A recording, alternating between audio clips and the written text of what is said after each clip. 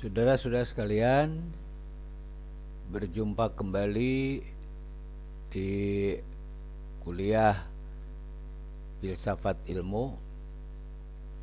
Dan pada pertemuan kali ini kita bertemu melalui video.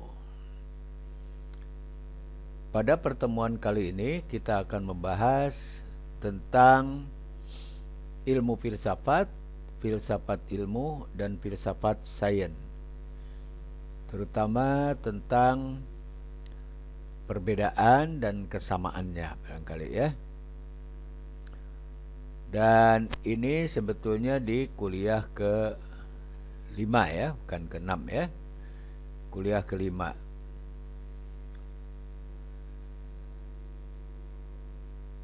Sumber itu bisa saudara-saudara baca di buku saya tentang filsafat, pengetahuan ilmu dan sains, halaman 39 sampai 58.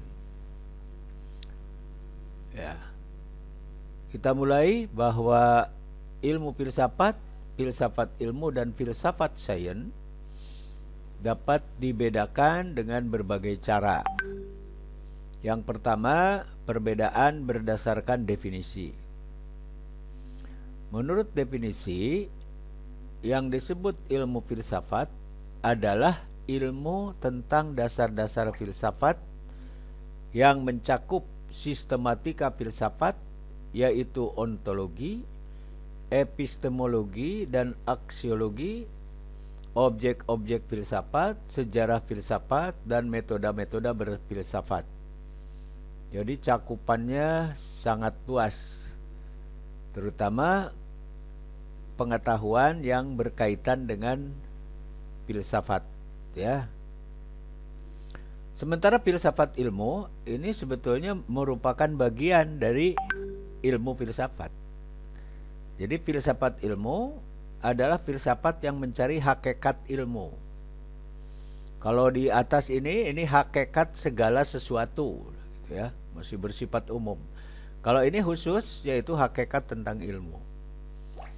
Nah, kemudian sains, filsafat sains lebih khusus lagi dari ilmu, dari bagian dari filsafat ilmu itu filsafat sains, yaitu cabang filsafat khususnya filsafat ilmu dan bagian dari epistemologi yang mengkaji pengetahuan dari segi ciri-ciri dan cara-cara memperoleh. Jadi bagaimana memperoleh ilmu. Nah, ini lebih ketat caranya, maka dia disebut filsafat sains. Nah, berikutnya adalah perbedaan berdasarkan objek kajiannya. Objek kajian ilmu filsafat adalah semesta atau semua yang ada di sekitar manusia dalam arti seluas-luasnya. Itu ilmu filsafat ya. Karena tadi hakikat tentang sesuatu. Nah, sesuatunya masih terbuka luas. Sementara objek kajian filsafat ilmu itu khusus. Dia hanya tentang ilmu yang diperoleh manusia. Nanti baik yang bersifat ilmiah maupun tidak ilmiah. Jadi kita ilmu nanti kalau dari kalimat ini berarti ada ilmu yang dikatakan ilmiah dan ilmu yang tidak ilmiah gitu ya. Adapun objek kajian filsafat sains adalah fakta-fakta yang diperoleh manusia berdasarkan penginderaan. Perbedaan selanjutnya itu dilihat dari sudut pandang atau perbedaan yang dipakai. Sudut pandang pendekatan yang dipakai ya. Sudut pandang atau pendekatan atau paradigma yang dipakai. Ilmu filsafat pendekatannya bersifat integral. Yang artinya ilmu filsafat tidak hanya mengkaji dari satu sudut pandang saja tetapi menyeluruh. Misalnya tentang manusia, itu dari dikaji tentang hakikat fisiknya, hakikat jiwanya, hakikat pikirannya, ya, hakikat ruhnya dan sebagainya. Nah, itu. Nah, di sisi lain filsafat ilmu pendekatannya disesuaikan dengan kajian ilmunya masing-masing. Jadi yang khusus itu ya dia mengkhususkan diri untuk ilmu masing-masing. Nah, filsafat sains Lebih khusus lagi, pendekatannya disesuaikan dengan filsafat ontologi, epistemologi, dan aksiologi yang diamati. Ya, artinya harus cirinya kalau sains ini dasarnya adalah indera, penggunaan indera, optimalisasi penggunaan indera. Jadi yang dikajinya adalah hal-hal yang dapat diindera. 3 karakteristik filsafat. 1, ciri, ya, karakteristik itu ciri juga. Ciri filsafat itu kalau berpikir dia menyeluruh, bukan meneluruh, menyeluruh gitu ya. Menyeluruh. Yang pertama adalah menyeluruh. Yang kedua mendasar, dan ketiga spekulatif. Spekulatif, ya.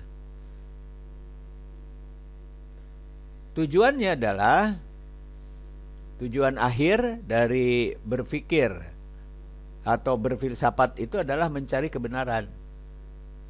Benar yang dianggap hakiki, benar-benar benar. Benar-benar benar atau betul-betul benar. Bukan betul-betul betul. Tapi benar-benar benar atau betul-betul benar. Dari segala sesuatu yang kita ketahui, yang disebut pengetahuan. Adapun filsafat ilmu berarti berpikir secara mendalam untuk mengetahui hakikat ilmu. Dan tambahan satu lagi, filsafat sains berarti kalau filsafat sains itu adalah berpikir, ya, berpikir secara mendalam untuk mengetahui hakikat sains. Gitu ya. Hakikat sains. Itu untuk sains. Berikutnya, nah, makna ilmu, kata ilmu sendiri sebetulnya dalam kehidupan sehari-hari itu sangat beragam. Oleh karena itu dalam pembahasan di buku saya membedakan antara ilmu dan sains. Walaupun di beberapa buku, di beberapa tulisan itu kelihatannya mempadankan antara ilmu dengan sains. Nah, kita bisa lihat nanti bahwa makna kata ilmu itu bisa kita telusuri dari kehidupan sehari-hari. Dari kehidupan sehari-hari, nanti kita akan lihat contohnya di pertemuan-pertemuan selanjutnya. Ilmu itu dapat bermakna pengetahuan. Dapat berarti keterampilan. Ilmu mengemudi, nah itu keterampilan. Ilmu menjahit. Ya, lalu pengetahuan, ya ilmu tentang pengetahuan tertentu. Bisa juga keyakinan atau sains. Ya. Nah, itu makna ilmu dalam sehari-hari.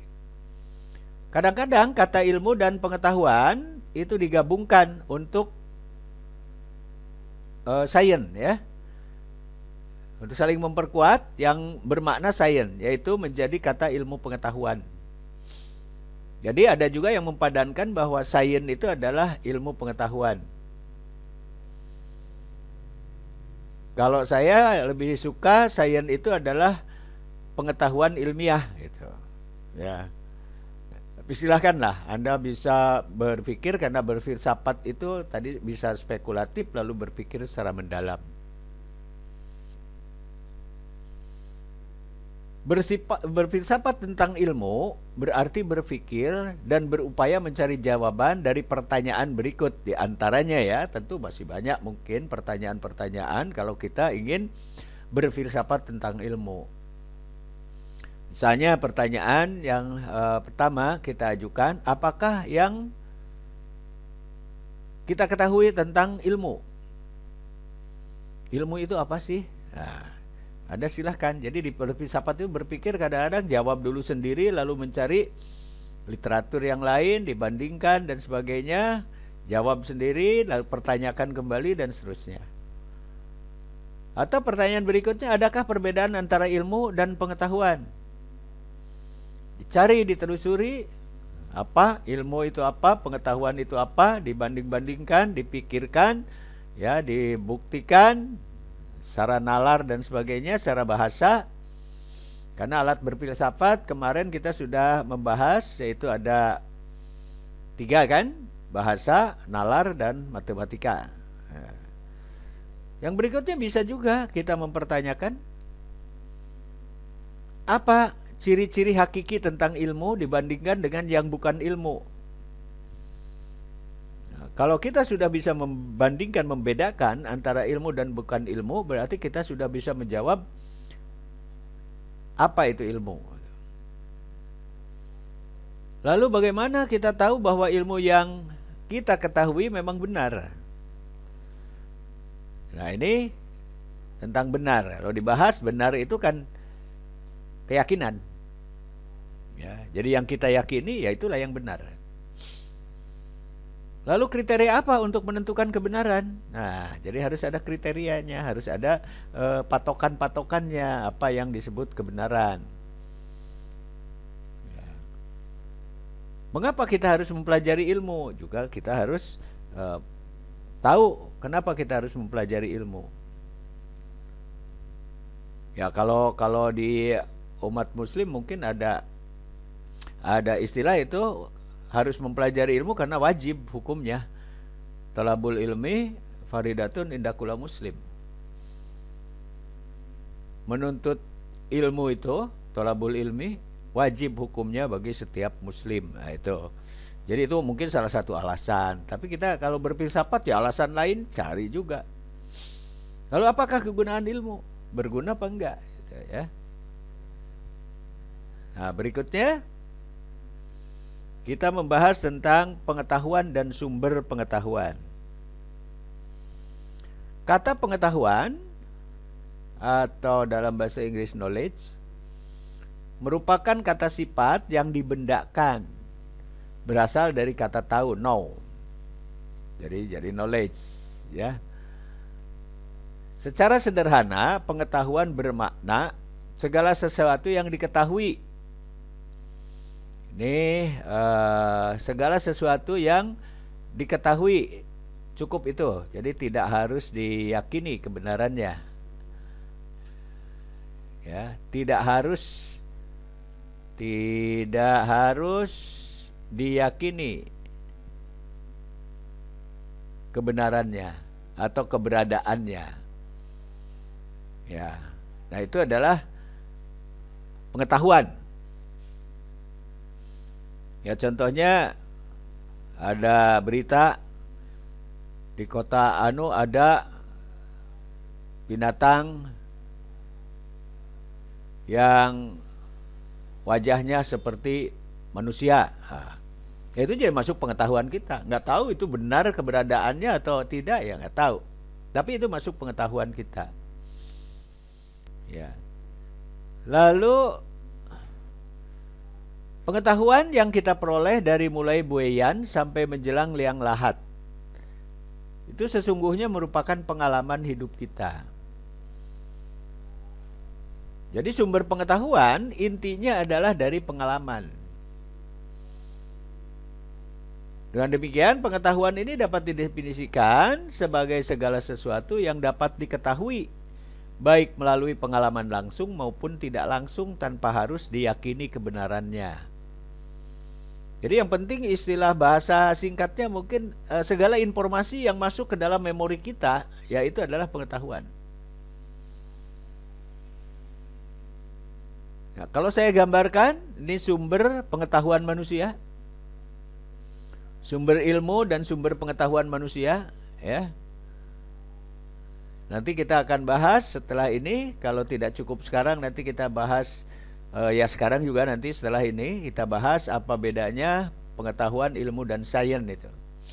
Sekarang kita beranjak tadi penjelasan bahwa pengetahuan ini pada dasarnya semua sumbernya dari pengalaman.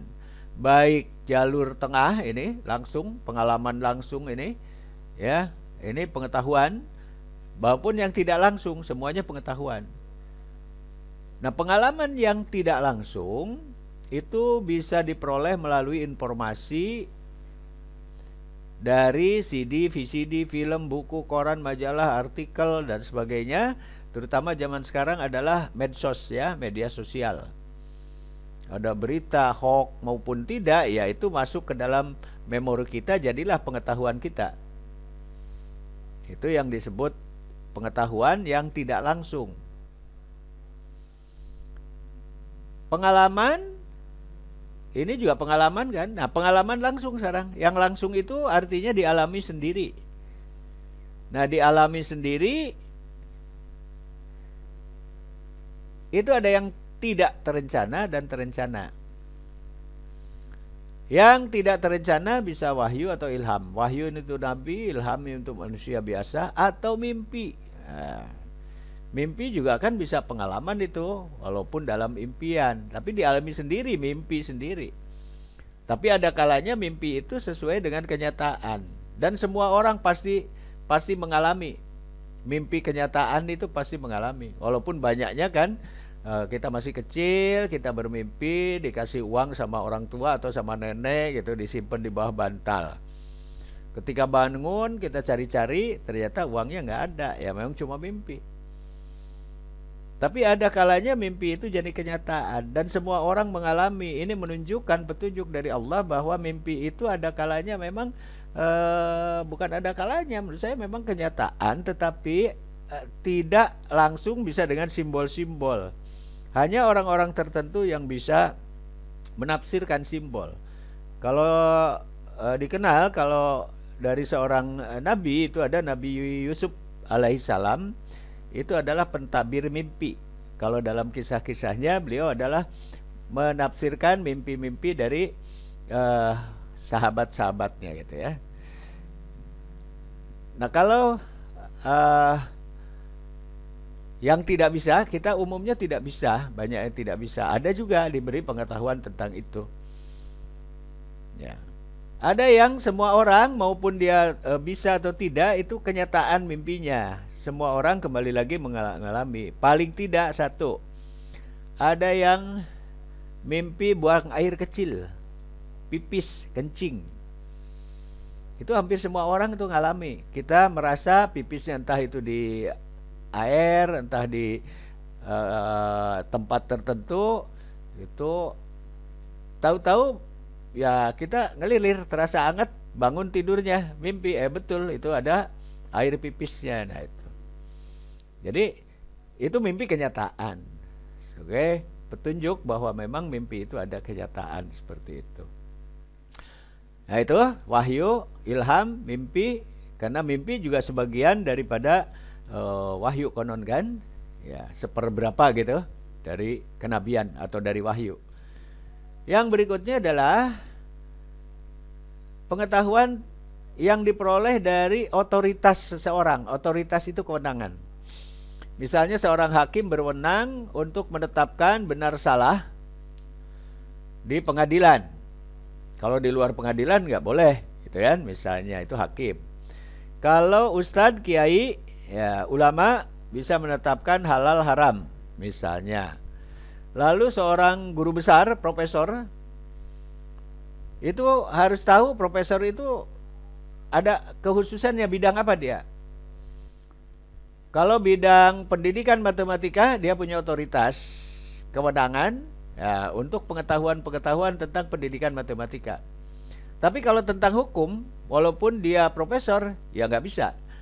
Karena dia tidak punya kewenangan. Atau tentang ekonomi, ya tidak bisa. Atau tentang kesehatan, ya kecuali ya profesornya profesor kesehatan masyarakat misalnya. Oh, dia berwenang untuk menentukan pengetahuan tentang kesehatan masyarakat, gitu ya.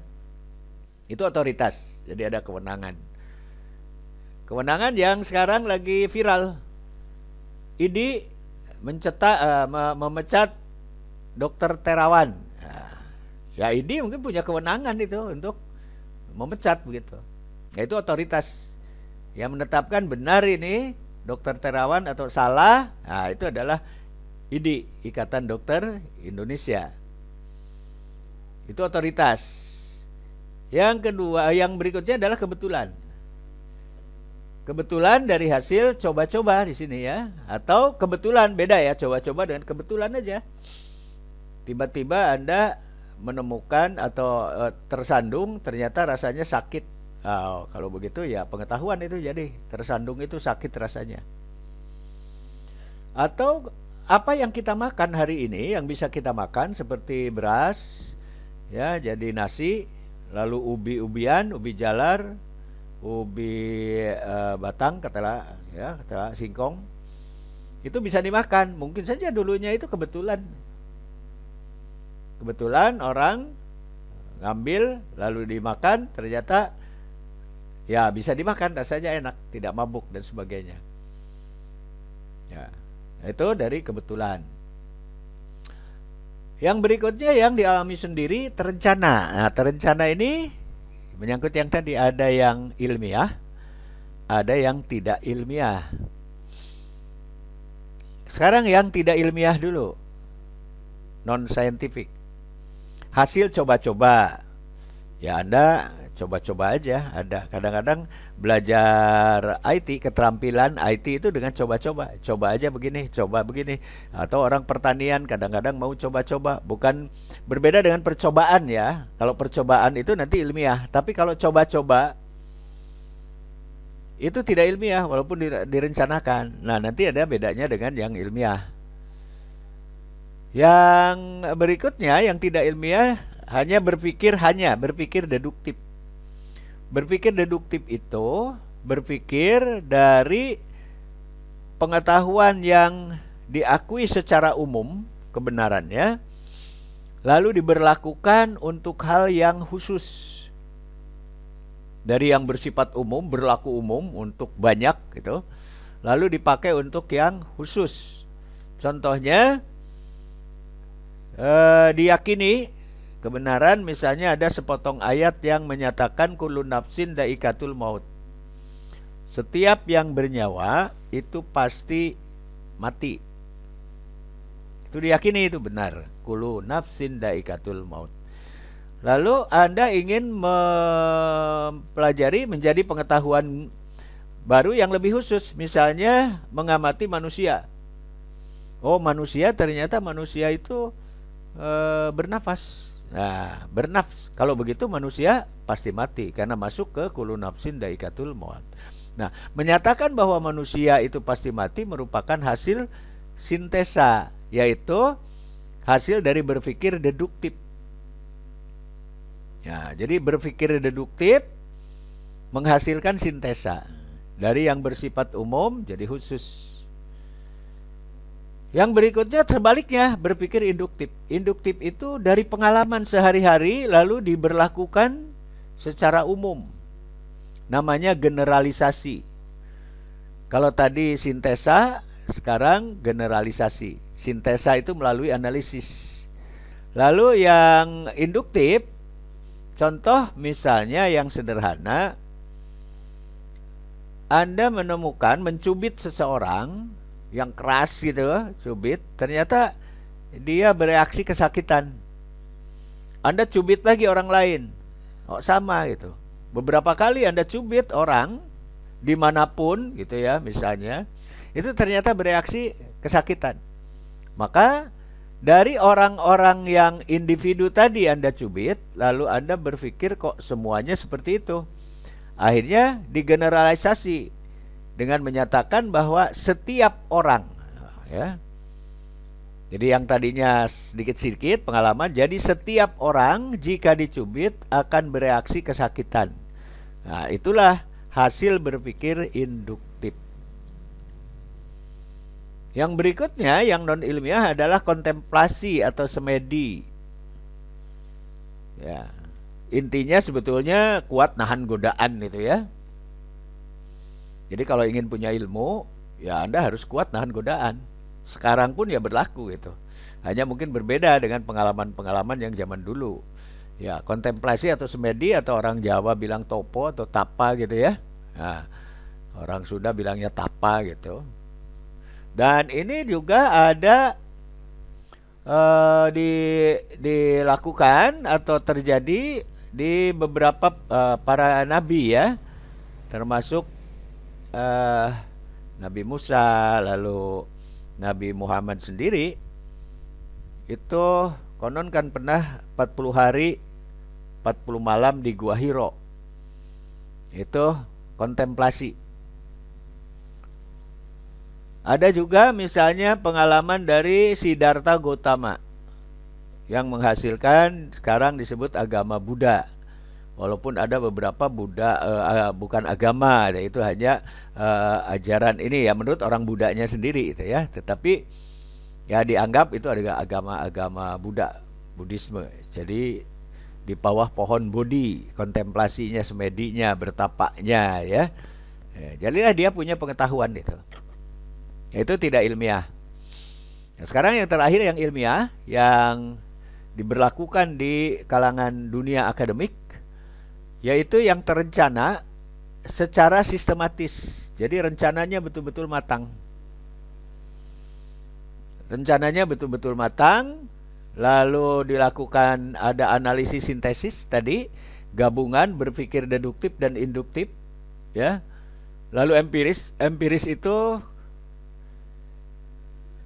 bukti di lapangan, cocok dengan fakta-fakta di lapangan. Kritis itu dalam artian di sini adalah masuk nalar, jadi menggunakan logika. Dan observasional artinya menggunakan indera, panca indera. Bisa diobservasi, bisa diamati, bisa diindra. Nah, inilah yang akhirnya pengalaman langsung terencana secara ilmiah, inilah yang disebut sains. Ini juga masuk pengetahuan. Jadi inilah sumber pengetahuan manusia. Langsung, tidak langsung, terencana, tidak terencana. Lalu terencana juga ilmiah dan tidak ilmiah. Semuanya masuk disimpan dalam memori. Jadilah dia pengetahuan. Sekarang ilmu dan sumber ilmu. Pengetahuan adalah segala pengalaman hidup, baik yang diperoleh secara langsung tadi maupun tidak langsung, dan diterima kejadian atau keberadaan tanpa mempertimbangkan benar atau salah. Jadi ya atau tidaknya belum, pokoknya itu semua memori lah. Itu pengetahuan. Nah, adapun dalam ilmu, dalam bahasa Inggris itu dipadankan dengan science, ya. Ilmu biasa dipadankan dengan sains, sedang pengetahuan dengan knowledge. Dalam bahasa Indonesia, kata sains sendiri umumnya diartikan ilmu. Atau sering juga dikatakan ilmu pengetahuan, tadi saling memperkuat. Ya. Sains itu adalah ilmu pengetahuan. Itu dalam bahasa Indonesia, seringkali begitu.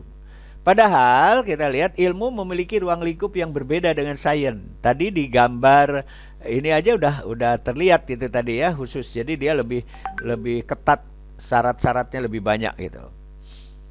Sains hanya dibatasi pada bidang-bidang empirisme, positivisme atau post-positivisme.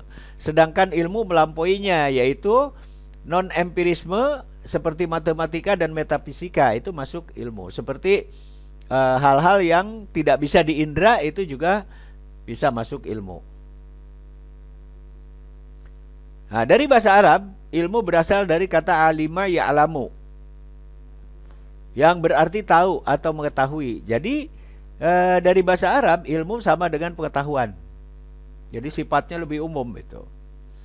Pengetahuan itulah ilmu, ilmu itulah pengetahuan. Karena ini segala sesuatu yang diketahui.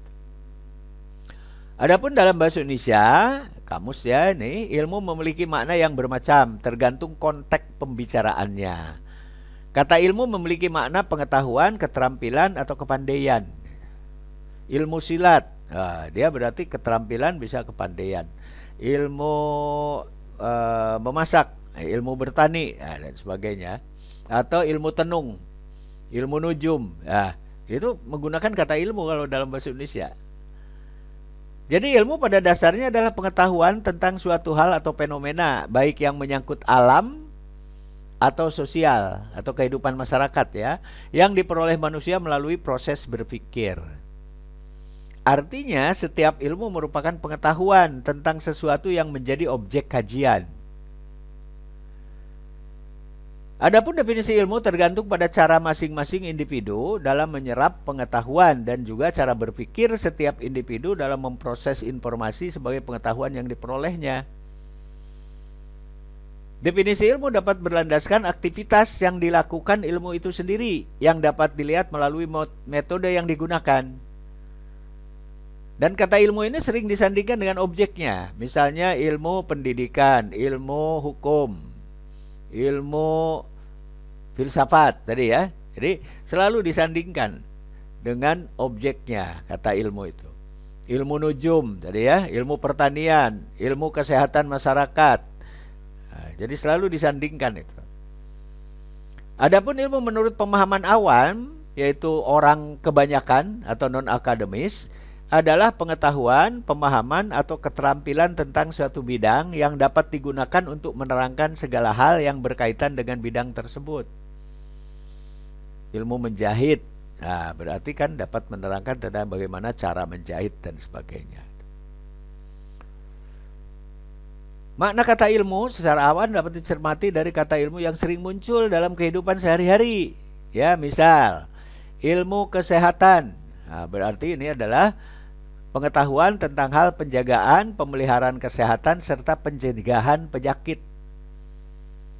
Itu adalah ilmu kesehatan. Nah, ilmu kedokteran, ilmu tentang penyakit pada organisme manusia atau hewan, atau tanaman juga ya, organisme manusia atau hewan itu ya, serta cara dan metode pengobatannya. Tapi untuk tanaman nggak ada kedokteran tanaman ya. Tapi kalau untuk hewan ada kedokteran hewan itu. Kalau kedokteran aja itu berarti manusia. Kalau untuk hewan ditambahi kedokteran hewan.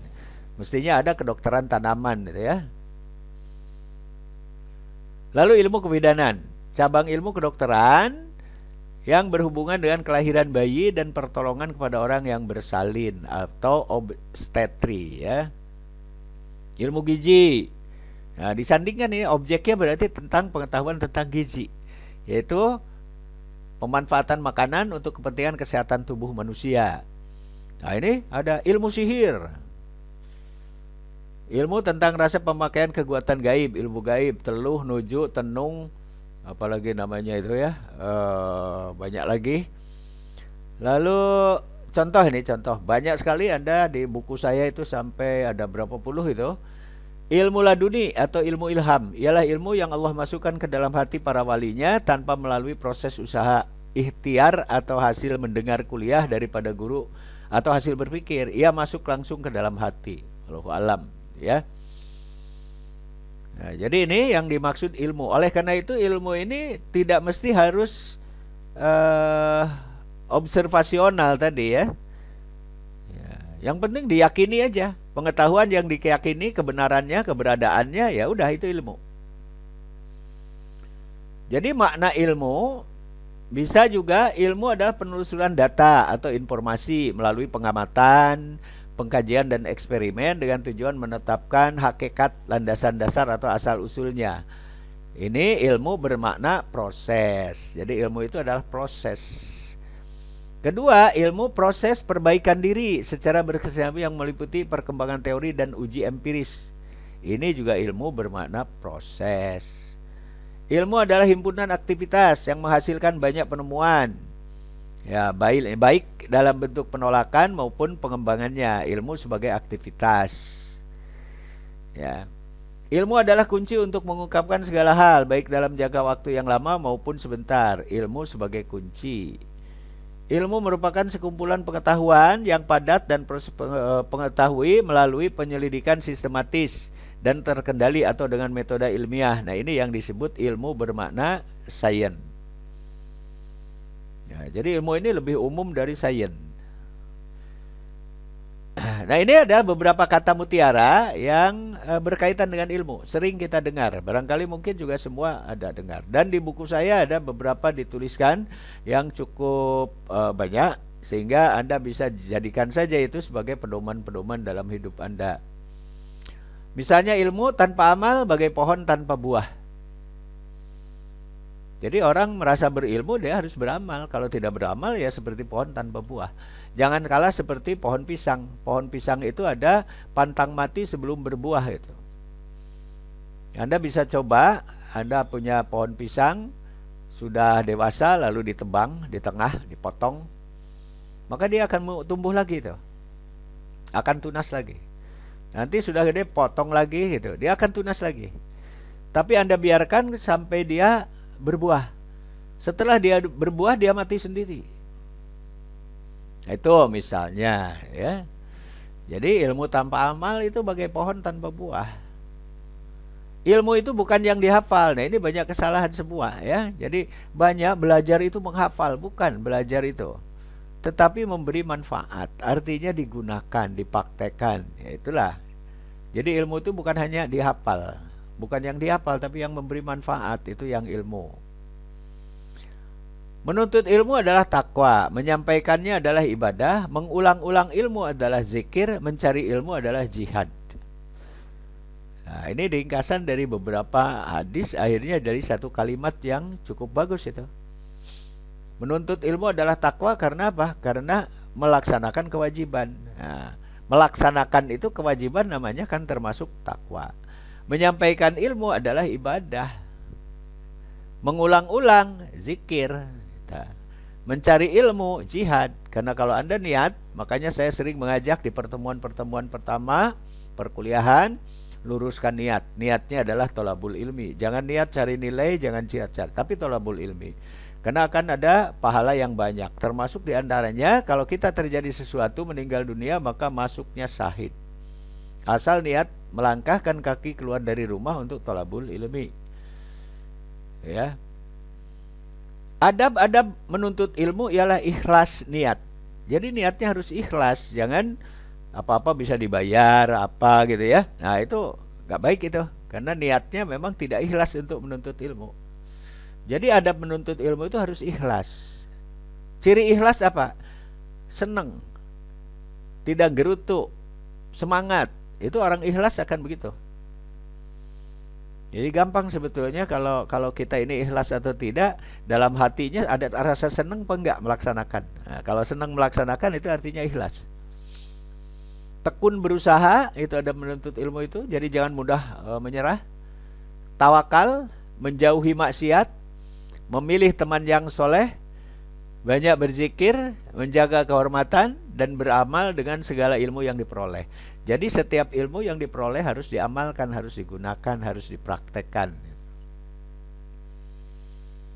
Berikutnya ada kata mutiara, ilmu itu bagaikan hewan buruan, maka ikatlah ia dengan menuliskannya. Oleh karena itu banyak guru-guru kita ini kan menulis. Nah, saya mencoba walaupun tidak banyak menulis beberapa buku, termasuknya buku filsafat itu, dan ada beberapa buku statistik ya. Buku statistik itu juga saya buat. Nah itu sebetulnya karena di sini diikat untuk menuliskan, lalu saya ingin masuk ke dalam yang ini ibadah ya, menyampaikan ilmu. Ilmu itu teman dalam kesendirian, sahabat dalam keterasingan, penolong ketika ada kesulitan, dan simpanan di masa kematian. Nah, itu. Karena ilmu yang bermanfaat itu akan menjadi zariyah, artinya amalnya akan mengalir terus-menerus. Kalau digambar secara diagram pen, ya, ini adalah ilmu dan pengetahuan. Sains. Jadi sains itu merupakan bagian kecil dari ilmu dan pengetahuan. Nah, baik, saya kira untuk pertemuan kelima cukup seperti ini sebagai bahan diskusi. Anda silahkan, atau bahan berpikir Anda kaji lagi, Anda pikir lagi kembali, bukan dihafal tetapi dipikir dan nanti dipraktekkan. Terima kasih. Assalamualaikum warahmatullahi wabarakatuh.